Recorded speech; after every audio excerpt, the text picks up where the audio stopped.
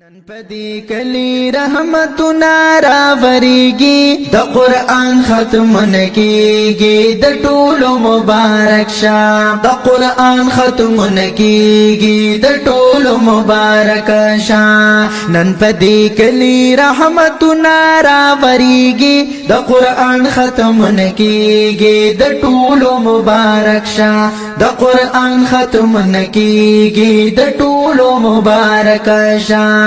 او دلته ختمنا د قرآن دی بختور دغه ماشومان دی ولا راغلی خپل خپلوان دی